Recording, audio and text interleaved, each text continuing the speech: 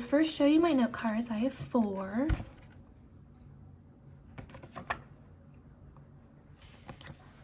Here's the second one.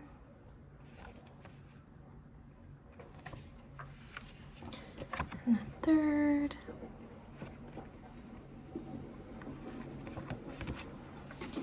And the last one. And I'll go ahead and show you my room.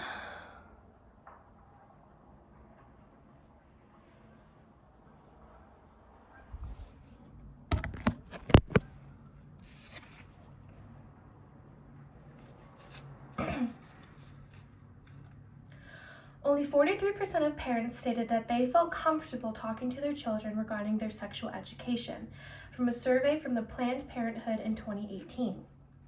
Oftentimes, parents will tiptoe and often dread having sexual education discussions with their children and leave it up to school systems to educate. When I was in middle school and learning about sexual education, I was confused. I had no idea what was happening to my body, the many changes that I was going through, and I had many questions, but I didn't feel comfortable enough going to my parents and discussing the matter. Today, I'm going to be talking to you about how sexual education is vital, and most importantly, how vital it is for parents to be actively engaging with their children regarding sexual education, and how we can help fix this issue of why it's not talked about enough. First, the issue at hand. Parents are not actively engaging with their children regarding sexual education. They're going to have questions and their concerns, and they want to explore these new changes and figure out why exactly these things are happening. Koblinski and Atkinson from 1982 found that parents were least likely to actively anticipate information regarding sexual education to their children.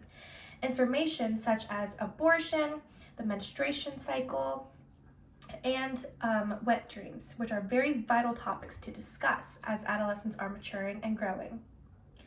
The Department of Education and Health from 2021 stated that it is a shared responsibility regarding a children's sexual education, wherein it is not just the school's responsibility to educate your children, but also the parents' responsibility as well. They state that within child's sexual education, it is most effective when a parent is actively participating and involved. Robinson et al. 2017 found that although we have come so far with our sex education curriculum, there are still social anxieties that surround parents and halter them from engaging with their children. They state that not having an open and honest communication can push adolescents to act out on their concerns and their questions and go through these experiences the hard way. Now that I have discussed the issue at hand, why is this happening? Why are parents not actively engaging with their children as it pertains to sex and sexual health? Hackley 2020 from the University of Florida College of Journalism found 3 types of communication barriers for why parents are not actively pursuing and engaging with their children. These are personal, communal, and cultural. As it pertains to personal, they found that if parents had a negative experience with their upbringing in terms of sexual education themselves, that then they feel like they are not a credible source for their own children, and that they do not want to sour their own children's sexual education experience and perspectives. As it pertains to a cultural communication barrier, personally, within my family, my parents are very traditional. Growing up, I did not experience much emotional support. Therefore, there was a lack of communication between my parents and I. And because of this, I was unable to go to my parents comfortably about sexual education matters until I learned it the hard way.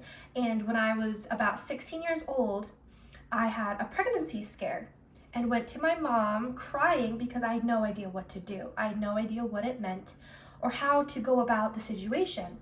Luckily, my mom went and bought Plan B and everything turned out fine, but altering that communication between your child can lead to detrimental effects, unwanted pregnancies, STIs, UTIs, and many other related factors.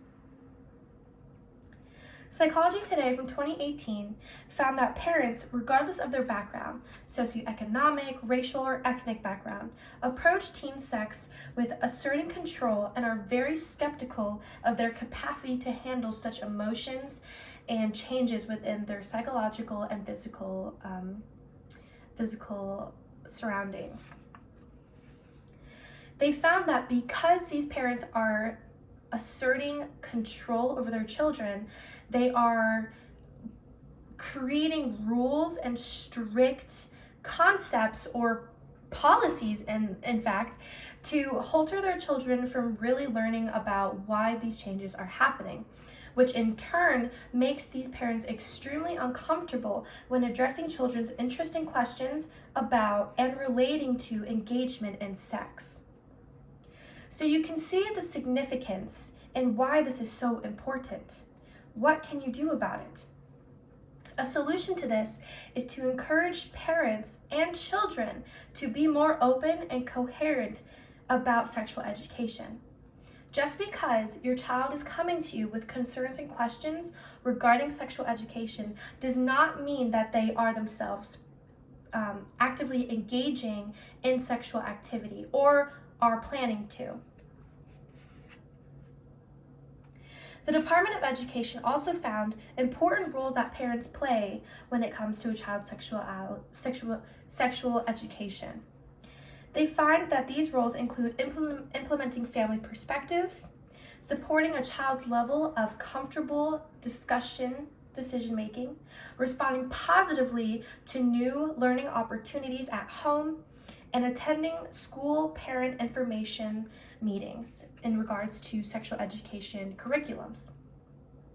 Psychology Today also found that the benefits for parents to address the topic of sex education with their children is that parents can gauge their child's physical, psychological, and emotional development, wherein they can tailor their conversations between them to their children's needs and developmental needs. I firmly believe that parents who are emotionally close to their children and who are open and honest when discussing such topics have the most success at educating their children. I want to end on this note. Sex education is vitally important and something that I am increasingly passionate about. When I was younger, I did not have the advantage of speaking with my parents comfortably regarding this issue. And so when my younger sister was going through the exact same thing, she was met with the same disadvantages. And when she had all of her concerns, she actually confided in me and asked me questions regarding her sexual education and what everything meant and how everything came to be. And I openly addressed any and all questions that she had to the best of my ability. Today, I hope you have a clearer and better understanding of how critical it is for you as a parent or a future parent to address questions and needs to your adolescents and children as they are growing and maturing. Don't wait until it's too late and they find out the hard way. Act now and plan accordingly. Thank you.